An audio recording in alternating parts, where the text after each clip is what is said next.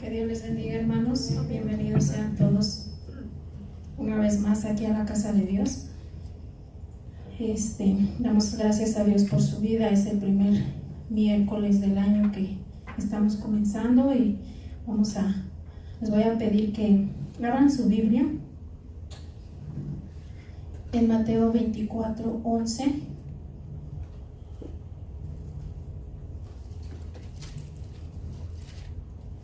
Y vamos a darle lectura. Es un versículo nada más. Y la palabra de Dios dice así: y muchos falsos profetas se levantarán y engañarán a muchos. Vamos a orar. Bendito Dios y Padre Celestial, en esta hora, Señor, te damos gracias. Gracias por este día, Señor, que tú nos das. Gracias por tus misericordias, gracias porque tú eres bueno y misericordioso, Señor. En esta hora, Señor, nos ponemos en tus manos para que seas tú, Señor, el que esté hablando a nuestro corazón, que sea tu Espíritu Santo, Señor, el que esté, Señor, tocando nuestra vida, Señor, que tú nos estés dando, Señor, instruyendo, Señor, en tu palabra, Señor. Bendice la vida de mis hermanos que están aquí, Señor, por los que nos están viendo a través de internet también, te pido que tú los bendigas, Señor. Gracias, Señor, por tu palabra que tú nos vas a dar en esta hora, Señor. Nos ponemos en tus manos, en el nombre poderoso de Cristo Jesús. Amén. Amén, hermanos. Bueno, vamos a estar comenzando una serie los días miércoles que son las doctrinas falsas, y hoy voy a estar dando un tema.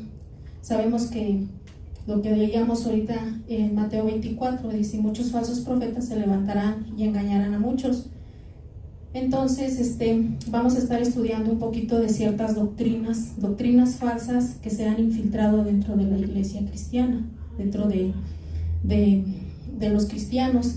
Y del tema que yo les voy a hablar hoy es la doctrina del G12 o el gobierno de los 12. No sé si ya hayan escuchado un poco con respecto a esto.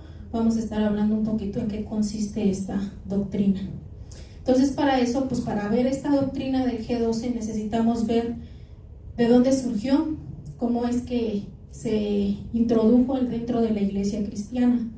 Y entonces sus orígenes de esta doctrina, que está catalogada como una secta prácticamente, tiene su origen en Colombia. En Bogotá, Colombia. Dice que allá quien la introdujo dentro de su iglesia fue un pastor que se llama César Castellanos y su esposa Claudia Rodríguez. Entonces dice que ellos eran unos pastores de una iglesia, pero ellos se sentían frustrados porque su iglesia no crecía.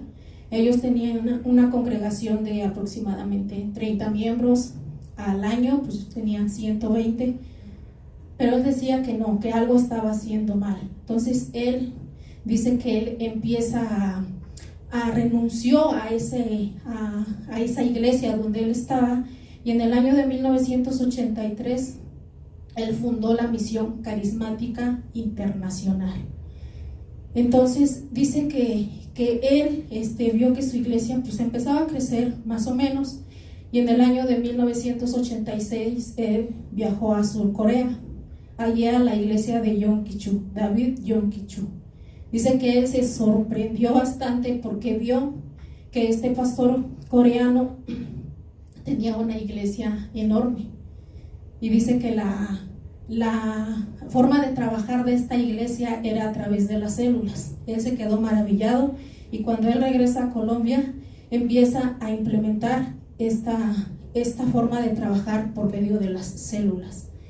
Este señor Yonggi-cho en la actualidad, hace unos años atrás, dice que tenía una congregación de unos 830,000 miembros. Imagínense esa cantidad, 830,000 miembros. Esta persona que les digo, Yonggi-cho, dice que él más que nada tiene sus bases en el budismo. Entonces dice que ellos lo que manejan es una llamada fe, que es la cuarta dimensión, y es el poder de la mente sobre la materia, que quiere decir que algo que tú quieras, lo mentalizas, lo crees y empiezas a trabajar en ello, y de repente si quieres un carro, piensas en eso, lo mentalizas y ya tienes tu carro. Y este pastor coreano decía, pues si los budistas crecen tanto, que están haciendo lo malo, ¿por qué nosotros los cristianos no? Porque él se hizo cristiano, él era budista. Y entonces acopló esas creencias que él tenía. Entonces ahí vemos cómo, por eso es que cuando Castellanos viaja a Corea, pues le llamó mucho la atención esto.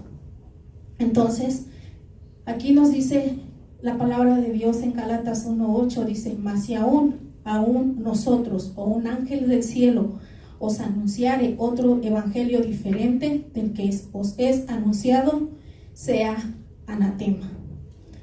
Sea anatema, dice, como les decía yo, esta persona en 1986 que viaja allá a Corea, es cuando eso lo deslumbra a él. Y entonces dice que él en el año de 1991, proclamando a Dios por una estrategia de poder hacer crecer sus células, dice que recibió de parte de Dios una revelación del modelo de los 12 como método de multiplicación de la iglesia. ¿Qué es el número 12? El número 12 es el número de gobierno. Entonces él lo toma, ¿por qué? Porque dice, pues si el Señor Jesús escogió a 12 personas para el ministerio, entonces yo tengo que escoger a 12 personas. Y él poniéndose prácticamente como en el lugar de nuestro Señor Jesucristo. Y es así como él empieza a fundar este grupo de los 12. Pero realmente todo esto no tenía un tinte católico. ¿Por qué? Porque no fue realmente una revelación de parte de Dios. Cuando nosotros nos metemos a estudiar y a ver realmente de dónde vino eso, pues resulta que todo esto eran prácticas católicas. ¿Por qué? Porque hubo un hombre que se llamó Ignacio de Loyola. Él nació en el año 1491 y muere en el año de 1556. Él fue un militar y más tarde fue un sacerdote. Lo nombraron como sacerdote en el año de 1537 y él prácticamente fue el fundador de la Compañía de Jesús, o los llamados jesuitas, que era una orden religiosa de clérigos de la Iglesia Católica fundada en el año de 1534. Y entonces él dice que más que nada él desarrolló un sistema de ejercicios espirituales. Se centraba más que nada en el método místico a través de encuentros, que quiere decir que se iba a lugares apartados, hacía meditaciones para él buscar a Dios. Todo esto era una práctica que él realizaba, prácticas regresivas mezcladas con ocultismo, métodos idénticos a los ejercidos por los brujos de África, a los mentalistas de la India, a los de Japón y China, y por medio del cual dice que él removía el pasado escondido mediante confesiones. Entonces vemos aquí cómo es de que en dónde surgen los encuentros. Ahorita les voy a explicar un poquito más por qué les estoy hablando de esto. Dice que más tarde, en el año de 1928, surge otra persona en la Iglesia Católica, que tomó los métodos que había puesto Loyola y lo que hizo es de que perfeccionó este plan. ¿En qué sentido? Él dice que infiltró todos estos ámbitos a la Iglesia Católica que en sí ya existía y los introduce. Este era un sacerdote católico que se llamaba José María Escrivá de Balaguer, y dice que en el año de 1928 él recibe una revelación de parte de Dios en donde tiene que juntar a 12 personas, y ahí es donde se forma el movimiento mencionado Opus Dei, que es obra de Dios. Dice él que Jesús se encarnó en él mismo y lo llevó al momento justo de la crucifixión de Cristo y lo hizo sentir ese dolor que Jesús sintió en la cruz del Calvario. Eso es lo que dice José María Escrivá de Balaguer. Entonces él lo que hace es de que con las prácticas que ya venía haciendo Ignacio de Loyola, él empieza a llevar a cabo estas estas prácticas, pero aparte dice tengo que juntar a 12 y a su vez hace la flagelación. Se hicieron monasterios incluso en donde decía que los monjes se flagelaban, que era una tortura física que ellos se hacían por el perdón de sus pecados, y era por medio de látigos, por medio de correas, generándose ellos dolor. Entonces estas dos personas fueron canonizadas. El primero que les decía yo fue canonizado en el año de 1622 y el segundo, José María de Balaguer, lo canonizó Juan Pablo II en el año de 2002. Vemos entonces de dónde surge todo esto. Pero ¿qué pasa? Veíamos que en el año de 1983, 55 años después aproximadamente, César Castellanos dice haber sido llevado en el espíritu al preciso momento de la crucifixión del Señor Jesús y que sintió esos mismos dolores. Y esos mismos dolores que él sentía es lo que él lo lleva a que empiece a practicar en los encuentros. Y él dice que en el año de 1983, son palabras textuales de él, dice: estando en la costa atlántica colombiana junto a mi familia, me mecía a la orilla del mar, cuando sentí la presencia de Dios y me dijo: yo soy el anciano de días, prepara tu corazón en la adoración, porque te voy a usar. Puedo hablarle a las almas directamente, pero prefiero hacerlo a través de ti. Te he puesto como pastor. Sueña con una iglesia muy grande, porque los sueños son el lenguaje de mi espíritu. Él decía que podía hablarles a las demás personas directamente, pero él prefería hacerlo a través de él. Dice: porque la iglesia que tú pastorearás será tan numerosa como las estrellas del cielo y como la arena del mar, que la multitud no se podrá contar. Entonces este hombre, César Castellanos, influenciado, tal vez leía esa literatura, y entonces dice: pues entonces yo tomo este modelo de los 12, este modelo de gobierno, junto lo de Loyola con Ignacio de Balaguer, y ahora lo que hago es de que yo fundo mi iglesia, la iglesia que fundó allá en Bogotá, que se llamó Misión Carismática Internacional, como que fusionó esas dos prácticas que hacían estos sacerdotes. Sin embargo, nosotros vemos en la Biblia que en ninguna parte nos dice que uno sueñe. Al contrario, en Eclesiastés 5:7 dice: donde abundan los sueños, también abundan las vanidades y las muchas palabras, mas tú teme a Dios. En Jeremías 23:25 dice: yo he oído lo que aquellos profetas dijeron, profetizando mentira en mi nombre, diciendo: soñé, ¿hasta cuándo estará esto en el corazón de los profetas que profetizan mentira y que profetizan el engaño de su corazón? No piensan cómo hacen de mi pueblo, que se olvide de mi nombre con sus sueños, que cada uno cuenta a su compañero, al modo de que sus padres se olvidaron de mi nombre por Baal. Entonces, él era lo que él hacía. Él le daba mucho énfasis a sus sueños, y ahí es en donde tenemos que tener mucho cuidado. ¿Por qué? Porque el sueño en sí son reflejos de los deseos de la persona, y esos fácilmente pueden ser manipulados e influenciados por la carne, por el mundo y por el diablo. Entonces, confundir los sueños con la fe es algo muy típico que se está trasladando desde hace algunos tiempos a muchos púlpitos en las iglesias, porque dicen: yo soñé esto, Dios me reveló, Dios me mostró, Dios me dijo. Y esto es lo que nosotros tenemos que tener mucho cuidado. Él dice que incluso ha escrito varios libros, entre ellos hay un libro muy sonado que se llama Sueña y ganarás el mundo. Él todo lo relaciona con el éxito. La cantidad lo relaciona con el éxito.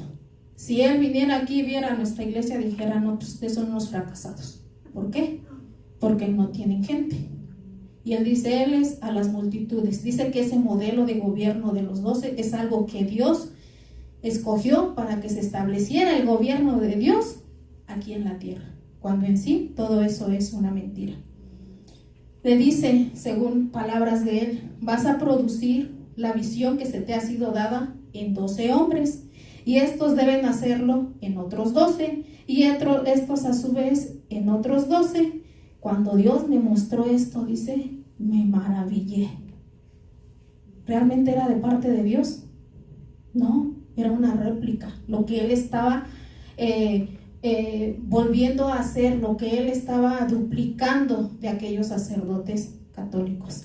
Y él decía, lo tengo que compartir con los demás, y él se basaba en la escritura de Habacuc. Si gustan buscar Habacuc 2 y 3.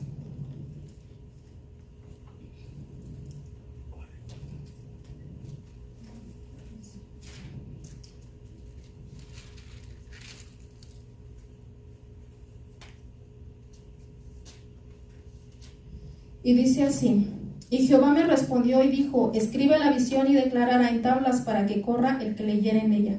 Aunque la visión tardara aún por un tiempo, mas se apresura hacia el fin y no mentirá. Aunque tardare, espéralo, porque sin duda vendrá y no tardará. Él agarraba este texto de Habacuc como un lema de él que tenía que hacer, y decía, esto que yo soñé, yo lo tengo que compartir con los demás, porque esto es algo que Dios me dio. Entonces, ¿qué pasa? Que muchos pastores de diferentes partes del mundo viajaron a Colombia, alrededor después del año de 1992. ¿Por qué? Porque dice que él en este año es cuando recibió esta visión, en el año de 1991-92, cuando él recibe esta visión. ¿Y qué dice? Entonces, varios pastores de diferentes partes viajan allá. ¿Para qué? Para que les dé esa unción, para que les diga cómo tienen que hacer crecer a su iglesia. Y es algo atractivo. ¿Por qué? Porque a un pastor que le dicen, ¿cuántas ovejas tienes? No, pues tengo 20, 30, no, ¿sabes qué? Mira, ¿quieres que en un año esas ovejas sean 1000, 2000 ovejas?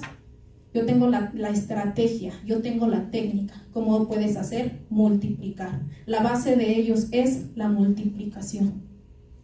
Amén. Entonces dice que ellos iban allá para recibir la unción, que él ponía las manos sobre ellos y les daba el material, ciertas clases, material que él había preparado. ¿Para qué? Para que entonces ahora el pastor ya venía bien emocionado de Colombia y venía, implementaba eso en su iglesia y decía, ya tengo la unción. ¿Qué nos dice la Biblia? En 1 de Juan 2:27 dice, pero la unción que vosotros recibís de él permanece en vosotros y no tenéis necesidad de que nadie os engañe. Así como la unción misma os enseña todas las cosas y es verdadera y no es mentira, según os ha enseñado, permaneced en él. Entonces, aquí lo que nosotros vemos, que lo extraño de todo esto es que Jesús nunca dio ningún mandamiento para que la iglesia se organizara en grupos de 12. No vemos a ninguno de los discípulos del Señor Jesús, ni a las personas de la iglesia primitiva organizando en grupos de 12. Vemos que cuando dice que los apóstoles empezaban en la iglesia primitiva, las mujeres se quejaban y pusieron a 7 diáconos para que sirvieran las mesas. Ellos en ningún momento utilizaron el número 12 para hacer eso. En Hechos 14:23 dice, y constituyeron ancianos en cada iglesia, y habiendo orado con ayuno, les encomendaron al Señor en quien habían creído. Pero nosotros vemos la Biblia y en ningún lugar nosotros vemos que tomaron ese modelo de los 12. El gobierno de los 12, como les decía, es una forma atractiva porque es un crecimiento acelerado y mágico para las iglesias evangélicas. Entonces, estas prácticas rompen con todo patrón bíblico, crecen, pero no crecen yendo allá a las calles a ir a evangelizar. Algunos sí, mejor en su trabajo. Lo que hacen es de que se van a las otras iglesias y se los traen. Sacan a otras personas cristianas de sus iglesias porque les hacen creer que la visión que ellos tienen es verdadera, que ello es lo que es lo mejor, que ellos son los que están haciendo bien las cosas. Y les dicen, ¿sabes qué? Mira, te voy a invitar a mi iglesia, te invito a mi célula. Ahorita más adelante les voy a explicar un poquito sobre eso. Y les dice, te voy a invitar a un encuentro. Y dices, ¿qué es eso? ¿No? Bueno, ¿qué hacen allí? No, pues mira, buscamos a Dios, leemos la Biblia. Ah, bueno, son cristianos. Y ahí va. ¿Y qué pasa? que se roban las iglesias son traficantes de ovejas prácticamente. Algunos pastores, por la ambición desmedida y por el desconocimiento de estas prácticas, toman ese plan, haciendo crecer a sus iglesias y rompiendo con todas las leyes naturales de crecimiento. ¿Por qué? Porque a mayores miembros de la iglesia, mayores son los ingresos como tal, y no les importa la vida que llevan. Entonces nosotros vemos cómo la Biblia, cómo Dios nos advierte sobre todas estas prácticas. En 2 de Pedro 2:1 dice: pero hubo también falsos maestros entre el pueblo, como habrá entre vosotros falsos maestros, que introducirán encubiertamente herejías destructoras, y aún negarán al Señor que los rescató, atrayendo sobre sí mismos destrucción repentina.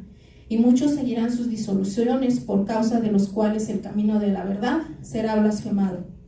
Y por avaricia, dice, harán mercadería de vosotros con falsas palabras fingidas. Sobre las tales, ya de largo tiempo, la condenación no se tarda y su perdición no se duerme.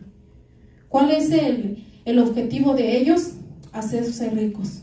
Esta persona, César Castellanos, dice que en su país ha sido acusado por enriquecimiento ilícito, pero no le han podido comprobar nada. ¿Por qué? Porque él es un político. Su esposa está muy metida en la política, el papá de su esposa, o sea, su suegro también, su esposa ha sido senadora y él también ha ocupado cargos en la política. No le han podido hacer nada. ¿Por qué? Porque él mueve sus influencias y él dice, es que la iglesia tiene que llegar a la política. Entonces, y él ha de hecho que lo que él practique está en diferentes partes del mundo. Está en México, bueno, él está en Colombia, pero esas prácticas, iglesias que han adoptado ese modelo, está en México, está en Perú, está en El Salvador, está en Costa Rica, en diferentes partes, en España, en Argentina, en Reino Unido, en Francia, y también está aquí en Estados Unidos. Si a ti, Ana, no has escuchado alguna vez sobre los G12 o sobre un encuentro, muy probablemente lo vas a llegar a escuchar. Personas, hermanos en Cristo que piensan que están en una iglesia correcta, pero la verdad, pues son falsas prácticas, son falsas doctrinas. Ahora, ellos se centran en ciertas actividades y dos de ellas principales son los llamados encuentros o retiros y las células en casa. Y uno puede decir, bueno, ¿qué tiene de malo una célula en casa? Nosotros vemos que la iglesia primitiva así comenzó, en las células, en los hogares, en las reuniones de casa, y muchas iglesias así empiezan, reuniéndose en casa. No es malo, lo malo es qué concepto tienen ellos de esas células en casa. Pero ahorita me voy a enfocar un poquito en los encuentros y más adelantito les voy a dar con respecto a lo de las células. El encuentro, dice, ¿en qué consiste? Consiste en llevar a los adeptos, o sea, en aquella persona que invitaron de otra iglesia o en aquel compañero de trabajo o alguien que encontraron en la calle y demás, porque para esto César Castellanos dice, no es necesario que sean cristianos. Dice esto. Pues, bueno, está bien. Pero él dice, ¿sabes qué? Los tienes que llevar a un encuentro. Un encuentro es una especie de retiro de 3 días, en donde con metodologías de manipulación mental y regresión, los encuentristas, o sea, las personas que van a ese lugar, logran la visión celular según las pautas de César Castellanos. Entonces nosotros vemos que esta metodología de hacer esas prácticas de encuentros no es propiamente de él, sino que ya lo venían practicando en el siglo XVI con Ignacio de Loyola. Pero él la retoma y él la mete a su iglesia. ¿Y qué es lo malo de esto? Porque tú dices, bueno, pues yo un encuentro, pues me dicen voy a conocer más de Dios, me van a hablar de Dios en un lugar apartado en el cual estoy lejos del bullicio de la ciudad, lejos de cualquier distracción. Pues es bonito porque ahí estás en la naturaleza prácticamente, porque escogen lugares apartados de la ciudad. Pero ellos, ¿qué es lo que dicen? Para obtener salvación se requiere del encuentro, con confesión de pecados, con regresiones, con liberación, con quiebra de maldiciones y con sanidad interior. Y entonces tú dices, o sea, ¿pero cómo? Y ellos dicen, eres cristiano, ¿no sabes qué? Te hace falta ir a un encuentro. Allí en el encuentro vas a ir y allí vas a hacer tu confesión de pecados para recibir la salvación. ¿Qué nos dice Hebreos 10:29? Cuanto mayor castigo penséis que merecerá al que pisoteare, dice, al Hijo de Dios y tuviere por inmunda la sangre del pacto en la cual fue santificado e hiciera afrenta al Espíritu de gracia. Pues conocemos al que dice, mía es la venganza, yo daré el pago, dice el Señor. Y otra vez el Señor juzgará a su pueblo. Horrenda cosa es caer en manos de un Dios vivo. Entonces nosotros vemos aquí cómo es que ellos dicen, es que en el encuentro tú vas a recibir el perdón por tus pecados. Y entonces, ¿dónde quedó la sangre de Cristo? Ellos la anulan, porque ellos dicen, tienes que ir a un encuentro. Si tú llegas a esa iglesia y dices, pues me gustó, estoy en la reunión de la iglesia y todo, me quiero bautizar, y dicen, no te puedes bautizar, porque tienes que ir a un encuentro, tienes que recibir tus preencuentros, tienes que ir a un posencuentro, tienes que cursar escuela de líderes. Ahorita les voy a explicar un poquito más de eso. En la Biblia hay eso, en la Biblia no hay nada de eso. Cuando nosotros vemos que el eunuco dice que iba leyendo una parte de Isaías y dice que no entendía, entonces Felipe le dice, ¿entiendes lo que lees? Pues ¿cómo voy a entender si nadie me lo explica? Le explicó, le dio todo el relato, o sea, le explicó, y pues le debió de haber hablado con respecto a lo del bautismo. Tan es así que el eunuco dice, bueno, ¿y qué impide que yo sea bautizado? Y él dijo, pues nada. Y en ese momento se bautizó. Pero fuera una iglesia de G12, ¿qué le diría? No, primero tienes que recibir tus preencuentros, primero te vas a un encuentro y ya después vemos y te bautizas. Eso no es nada doctrinal, eso no es bíblico, esa es una práctica que la introdujo esta persona con la intención de ganar más adeptos. El estar en un encuentro nosotros lo tenemos que tener todos los días en nuestra casa. En la palabra de Dios nos dice, y tú cuando entres, cuando estés orando, entra en tu aposento, y tu Padre que te ve en lo secreto te recompensará en lo público. Ese es el encuentro que nosotros tenemos que tener con Dios. Pero llevan a las personas que tienen que estar en un lugar. Es un lugar en donde los reclutan por 3 días. Ahí en esos 3 días, por lo regular, a veces se van en autobuses. ¿Por qué? Porque dicen, si la gente no le gusta, pues se va a regresar. Y dicen, no, pues para que no tengan que regresarse.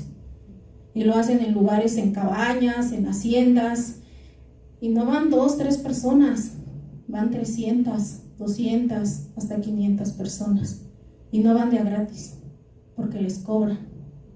En México, les estoy hablando de hace unos años atrás, el costo por persona era de 500.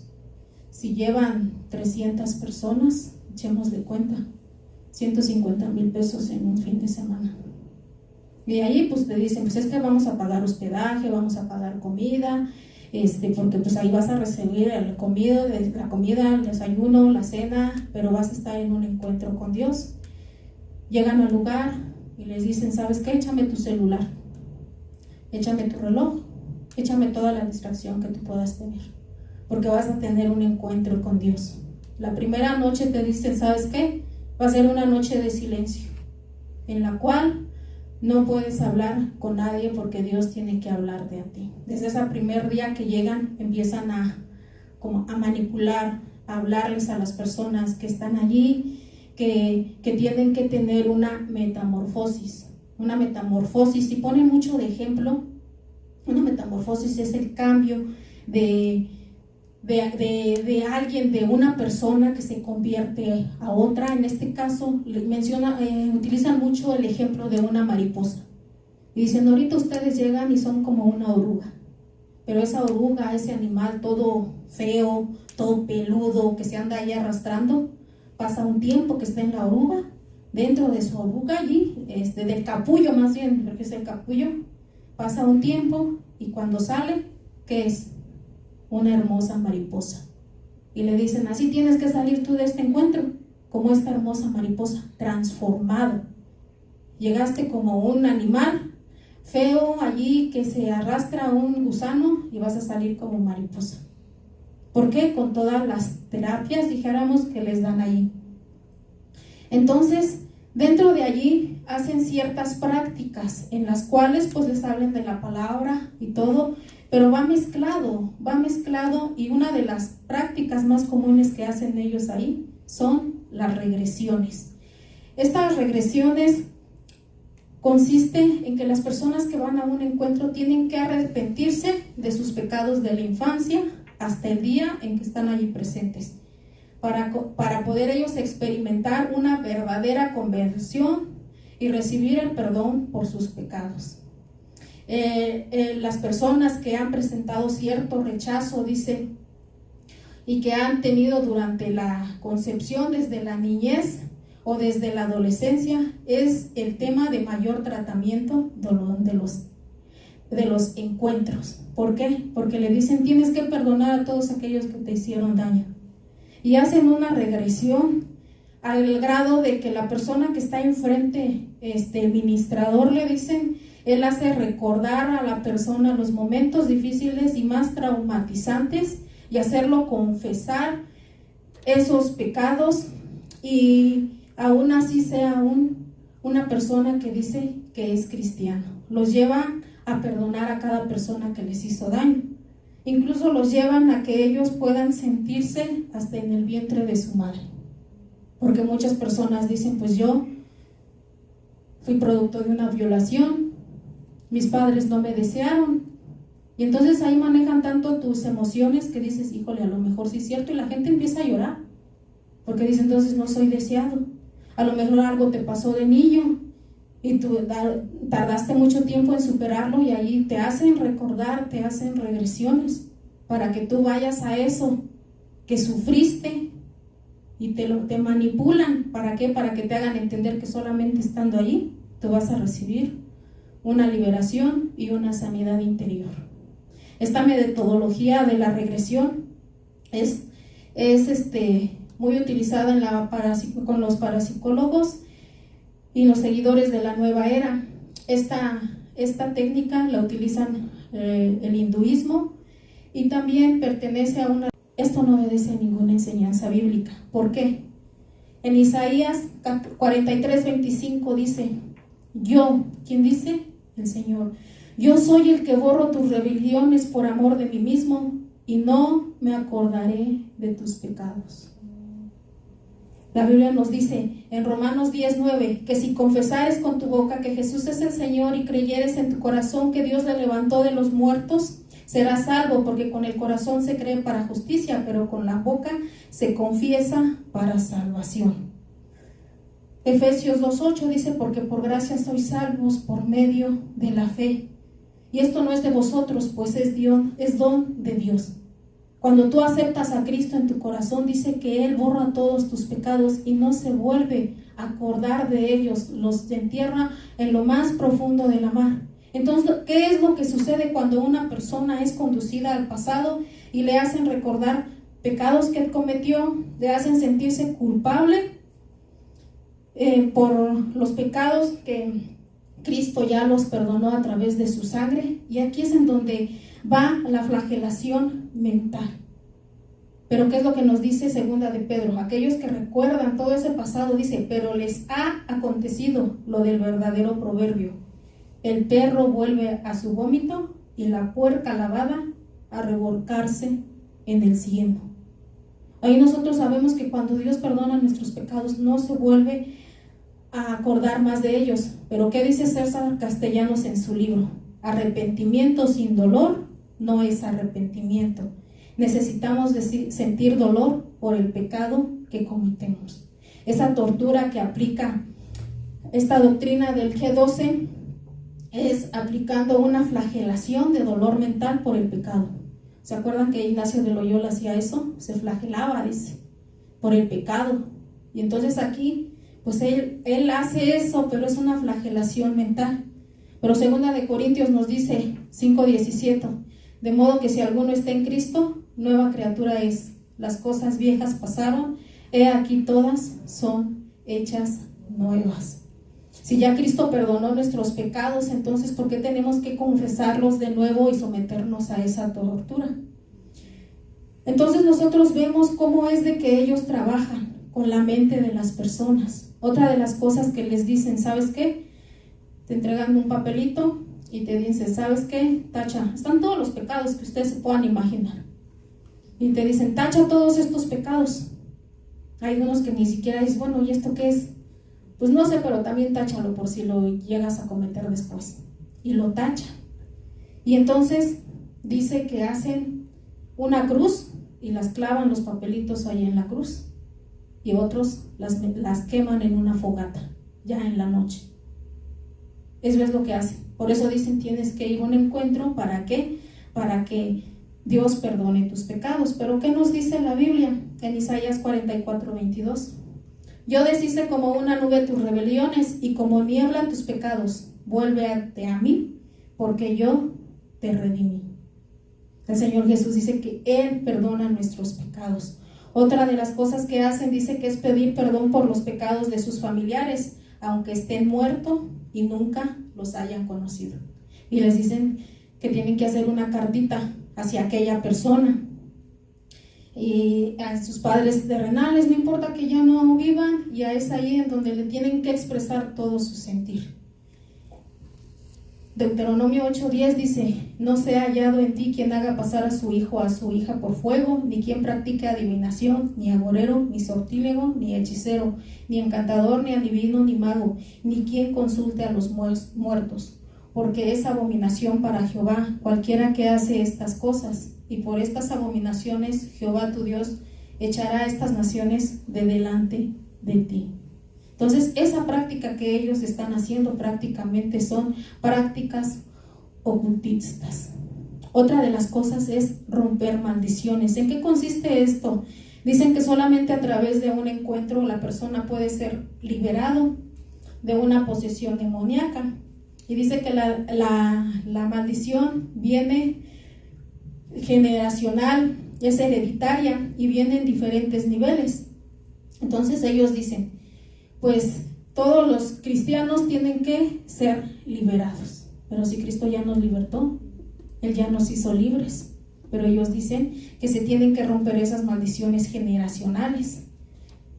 Y dicen ellos que el pecado de tus padres que ellos hayan cometido, pues tú los estás cargando. Que si tu papá fue un brujo, pues entonces tú estás cargando esa maldición y que tú tienes que romper con ese pecado.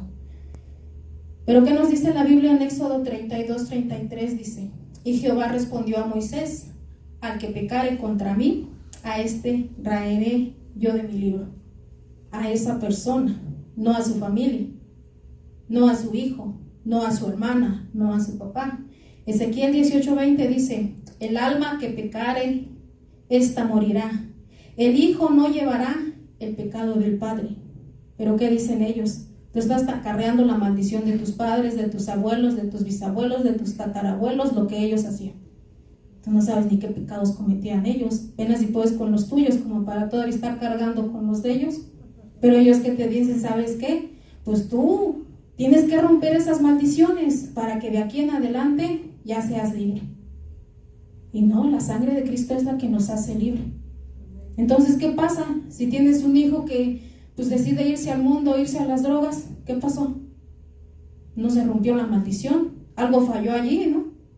¿Por qué? Porque en estas cosas que ellos hacen, ellos rompen esas maldiciones. Ahí les decía yo, dice, el hijo no llevará el pecado del padre, ni el padre llevará el pecado del hijo. La justicia del justo será sobre él, y la impiedad del impío será sobre él.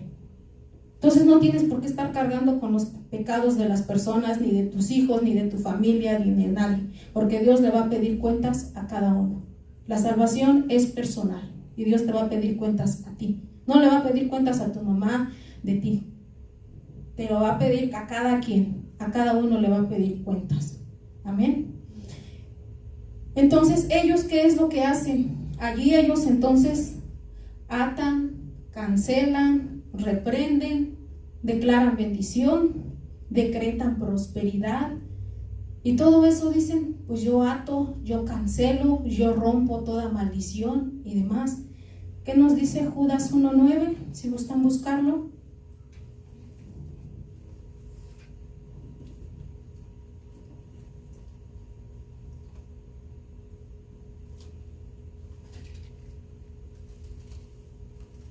Versículo 9 dice: pero cuando el arcángel Miguel contendía con el diablo, disputando por el cuerpo de Moisés, no se atrevió a proferir juicio de maldición contra él, sino que dijo: el Señor te reprenda. Pero ellos allí dicen: no, yo te reprendo, yo te ato, yo cancelo toda maldición. Nosotros no tenemos, Dios no nos manda eso, no nos manda cancelar, no nos manda hacer eso, pero eso es lo que ellos hacen. Y entonces ellos dicen: pues ¿sabes qué? Se tiene que romper la maldición. ¿A través de qué? A través de una liberación, o mejor dicho, un exorcismo, lo que practica la Iglesia Católica. Y empiezan a orar por la persona empieza a hacer ciertas manifestaciones como gritar, llorar, sentirse mal.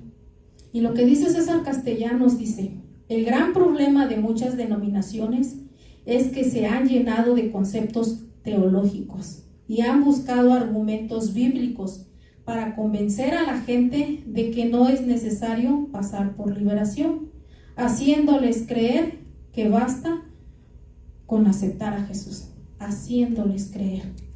Y él dice: es necesario que todos tengan una liberación, incluyendo si tú ya tienes tantos años dentro del cristianismo. Dicen: ¿cuántos años tienes en el cristianismo? Pues 20 años. ¿Y ya fuiste a un encuentro? ¿Y ya fuiste liberado? No. Ah, no, pues entonces no eres nacido de nuevo. Y eso es una vil mentira. ¿Qué es lo que dice la Biblia? Bueno, otro punto es: los cristianos pueden ser poseídos por demonios y se necesitan ir a un encuentro para ser liberados. Cuando un creyente no da el fruto que Dios espera, es síntoma de que alguna fuerza adversa puede estar operando en su interior. Porque dicen: pues algo pasa, no crece, porque para ellos el crecimiento es ¿dónde están tus 12? Cada vez que tú vas a un encuentro te dan un tiempo y te dicen: tienes que llevar a gente, tienes que llevar a nuevos, y si no llevas te ven mal, te dicen: ¿sabes qué? Tú no estás creciendo, hay algo malo en ti, como que no resultó la primera, pues vámonos otra vez, vámonos a un reencuentro porque algo está ahí atorado y tenemos que liberarte nuevamente. Ya llevan a la persona a liberarla. ¿Por qué? Porque hay algo que le impide crecer. ¿Qué es lo que dice la Biblia? Primera de Juan 5:18 dice: sabemos que todo aquel que ha nacido de Dios no practica el pecado, pues aquel que fue engendrado por Dios le guarda y el maligno no le toca. Santiago 4:7 dice: someteos pues a Dios, resistid al diablo y huirá de vosotros.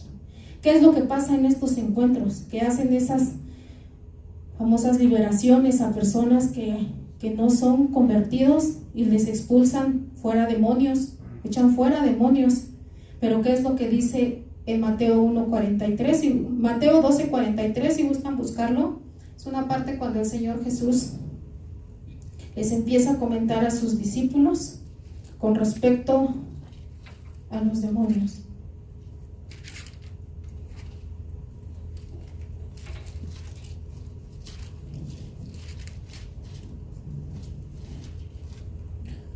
Mateo 12:43 dice: cuando el espíritu inmundo sale del hombre, anda por lugares secos buscando reposo y no lo halla, entonces dice: volveré a mi casa de donde salí, y cuando llega la halla desocupada, barrida y ordenada. Entonces va y toma consigo otros 7 espíritus peores que él, y entrados moran allí, y el postrer estado de aquel hombre viene a ser peor que el primero. Así también acontecerá a esta mala generación.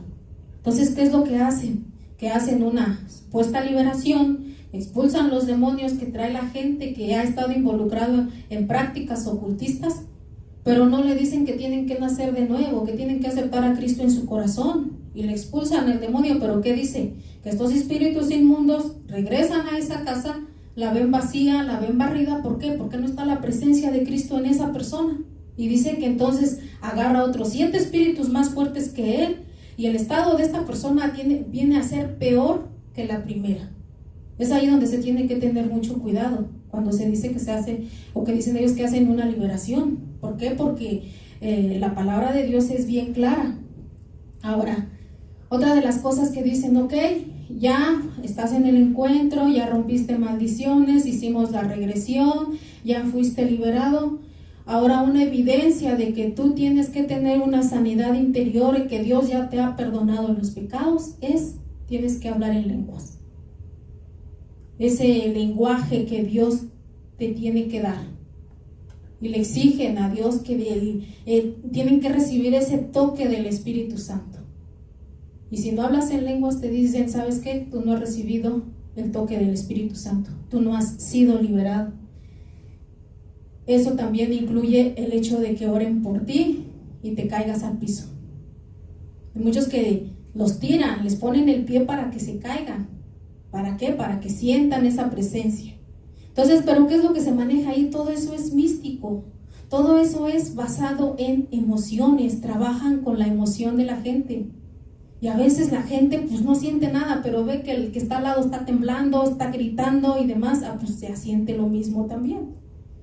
Pero realmente no es un toque de parte de Dios.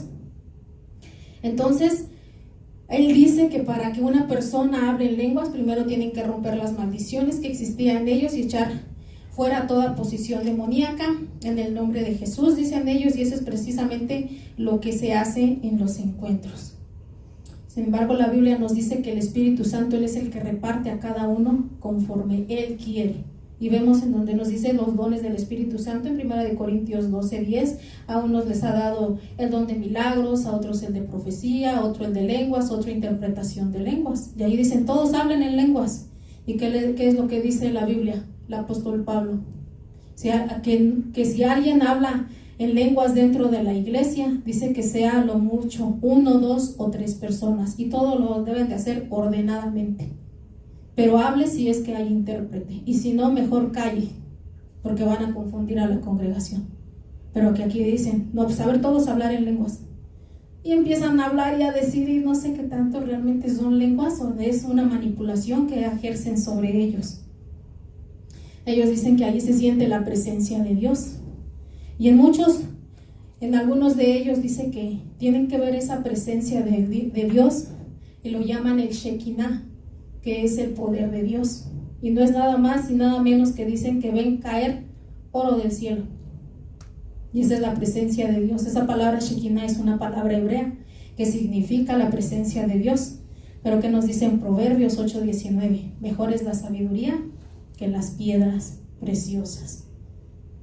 Un hermano que escuchaba la otra vez decía, ellos dicen que encontraron una piedrita, un diamante, pero pues el diablo, ¿cómo fue formado? Con puras piedras de cornalina, de jaspe, y dicen, pues pasó y se sacudió allí, y el otro ya dice que, Dios me dio esto. Pero no, entonces eso es lo que tenemos que tener mucho cuidado. Entonces todo esto que les acabo de decir es con respecto a los encuentros. Les decía yo que otra de las prácticas que ellos hacen es la reunión de células. Y voy a decir, bueno, pues no es malo el estar en casa, reuniones de hogar, no es nada malo. Y no, cuando se habla de la palabra de Dios, porque así es como la iglesia primitiva empezó a crecer.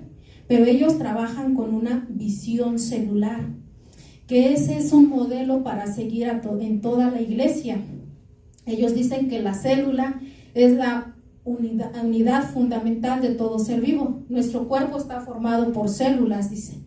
Y entonces todas esas células conforman un cuerpo, y dicen que nosotros, como somos el cuerpo de Cristo, entonces tenemos que estar formados por células. Y entonces dice que la célula es la base fundamental de la propia iglesia. La iglesia debe estar centrada en la estrategia celular, debe haber un crecimiento donde debe haber la transición de pasar de una iglesia tradicional como la nuestra para ser una iglesia celular. Pero dicen que la iglesia es el fundamento es el fundamento de la iglesia. ¿Y qué nos dice en 1 Corintios 3:11? Porque nadie puede poner otro fundamento que el que está puesto, el cual es Jesucristo. Eso es lo malo de las células, que ellos no le dan el lugar a nuestro Señor Jesucristo que le corresponde. Al llevarlos a los encuentros no dicen, sabes que tienes que aceptar a Cristo en tu corazón, no, tienes que ir a un encuentro. Eso es lo malo. Ellos trabajan sobre una visión y una misión. ¿Y qué es lo que dicen? A ver, ¿cuál es tu visión? ¿Cuál es tu misión? Así trabajan ellos. La visión, dicen ellos, es la idea de Dios reflejada a la mente del hombre para que éste la ejecute. Entonces tú tienes que tener una misión. Y ellos trabajan mucho en su misión con la escalera del éxito. Esa escalera del éxito consiste en 4 puntos, que es ganar, consolidar, discipular y enviar. ¿En qué consiste ganar? En invitar a alguien a su célula. ¿Para qué? Para que esa persona, ese candidato, pueda venir a la iglesia y pueda entrar a su célula. La consolidación consiste que una vez dentro de la célula te dicen, ¿sabes qué? Ahora yo soy tu líder, tú ya estás dentro de mi célula, ahora te voy a dar unos pre-encuentros. Pre es antes del encuentro. Son clases que te preparan para ir al encuentro. Y te dicen, ahora vámonos a un encuentro. Los 3 días de lo que ya vimos tienen que pasar por ese proceso. Después te dicen que vayas a un reencuentro, o sea que tienes que ir de nuevo, y después a un post-encuentro. Después dice que viene el discipular. El discipular es cuando la persona ya pasó por este proceso, entonces es introducido a una escuela de líderes donde dura aproximadamente 1 año. Y aquí en este año dice que cuando el líder ya se gradúa, ya es parte de una célula, ya es un miembro oficial de G12, y ahora le dicen, ahora tú tienes que reproducir en otros, y lo envían. Por eso trabajan ellos así. ¿Y ellos cuál es su visión? Ellos dicen que cada creyente sea un líder y que cada líder sea un ganador de almas. Pero no es para el reino de Dios, porque ya vimos cuáles son sus bases que ellos tienen. Entonces aquí el pastor ya no ejerce su pastorado que él debe de ejercer, porque ahora el pastor se vuelve inalcanzable. Ahora la oveja ya no puede venir a hablar con el pastor. No, ¿sabes qué? ¿Tienes algún problema, alguna situación? Habla con tu líder. Y prácticamente este líder pues lo ha preparado durante 1 año, donde él aconseja, donde él comparte, donde él es el que está a cargo de todas esas personas, y le dicen, ¿sabes qué?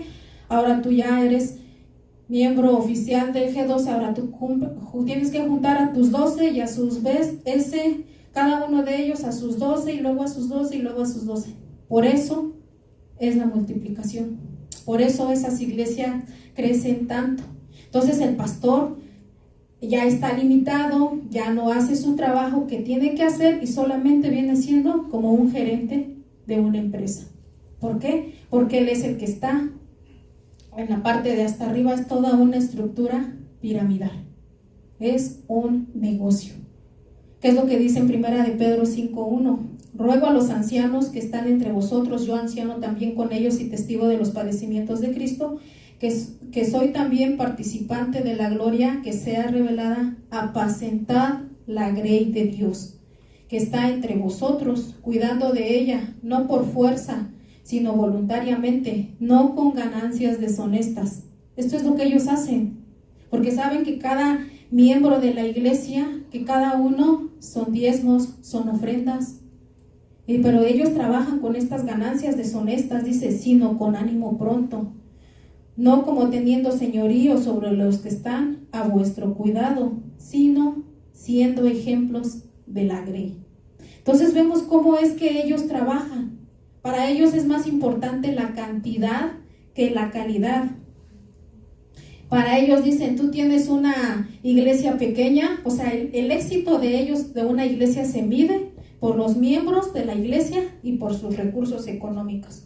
Entonces ellos dicen que el implementar esta práctica se tiene que renunciar a todas esas prácticas tradicionales de la iglesia normal. ¿Para qué? Para que sea implantado toda esta visión celular, y solamente esto va a garantizar el crecimiento. ¿Y qué es lo que dice? Este modelo es bien celoso. O tomas todo o nada. Porque si nada más tomas una parte, pues esto no te va a funcionar. Entonces muchos pastores pues dicen, no, pues está bien, esto está atractivo, ya me dan todo lo que yo le tengo que dar a mis ovejas, yo ya no preparo, yo nada más les muestro, se los doy a los líderes, él se rodea de 12, a su vez esos 12 pastores o 12 colaboradores buscan a otros 12 y a su vez esos 12 a otros 12. Y así es como funcionan ellos. Entonces, nosotros vemos que cuando el Señor Jesús, Él, con respecto a lo de la cantidad, a Él le decían, alguien le dijo, Señor, son pocos los que se salvan, en Lucas 13:23. Y Él les dijo, esforzaos a entrar por la puerta angosta, porque os digo, muchos procurarán entrar y no podrán. Entrad por la puerta estrecha. Mateo 7:13 dice, porque ancha es la puerta y espacioso es el camino que lleva a la perdición, y muchos son las que entran en ella, porque estrecha es la puerta y angosto es el camino que lleva a la vida, y pocos son las que las hallan. Entonces aquí, como les decía yo, ellos piensan y dicen, ¿tienes tu iglesia? ¿Cuántos miembros son? No, pues esa iglesia no es el modelo que Dios quiere. Satanás no le teme. Un cierto pastor decía, Satanás no le teme a las mega iglesias. Lo que a él le teme es a ese puñado de hermanos constantes que están en oración, a ese pequeño remanente que Dios siempre tiene en la iglesia. Es ahí la importancia de que nosotros tenemos que saber todas estas doctrinas. Cuando tú escuches algo sobre esto, el G12, cuando alguien te invite, ten cuidado. Lo que mi esposo les compartía la semana antepasada de esta persona, esta hermana que fue invitada a una iglesia y que dice, pasé adelante, oraron por mí, sentí algo que tocó mi cuerpo, sentí como calor. A la iglesia donde ella llegó, allí están practicando lo de G12 y ya ahí se quedó. No fue una persona que se la evangelizaron allá afuera en la calle, fue alguien que robaron de otra iglesia. Y es ahí donde tenemos que tener mucho cuidado. Esto provoca muchas divisiones en la iglesia. Y aquí nos los advierte mucho, en la palabra Dios nos los advierte mucho. En Romanos 16:17 dice, mas os ruego, hermanos, que os fijéis en los que causan divisiones y tropiezos en contra de las doctrinas que vosotros habéis aprendido, y que os apartáis de ellos, porque tales personas no sirven a nuestro Señor Jesucristo, sino a sus propios vientres, y con suaves palabras y lisonjas engañan los corazones de los ingenuos. Eso es lo que hacen ellos. Si tú te invitan a un lugar de eso, no vayas. Y si alguien de los que nos ven o que después irán a ver este video, si alguien está en un lugar de estas, es mejor que huyan, porque son prácticas que ya vimos el trasfondo de todo eso. Algo los hace muy atractivo. ¿Por qué? Porque siempre están cuidando a las personas con ese método de la célula del crecimiento. La palabra de Dios nos invita a que escudriñemos las escrituras, dice, porque para nosotros, a vosotros parecéis que en ella tenéis la vida eterna, y ellas son las que dan testimonio de mí. Tenemos que escudriñar la palabra, porque si no escudriñamos la palabra, tenemos que ser como la iglesia de Berea. Dice que todo lo que les enseñaban, iban y lo comparaban con la palabra, con la doctrina, que sí era lo que les estaban enseñando, porque si no, la oveja se va a comer todo lo que le den, porque dicen, pues es el pastor el que recibió esa visión, y es el siervo de Dios, y es el ungido, y es el que Dios nos habla a través de él. Pero como ovejas, como cristianos, como iglesia, tenemos que estar muy al cuidado y muy al pendiente de todo eso. En Mateo 7:15 dice, guardaos de los falsos profetas que vienen a vosotros con vestidos de ovejas, pero por dentro son lobos rapaces.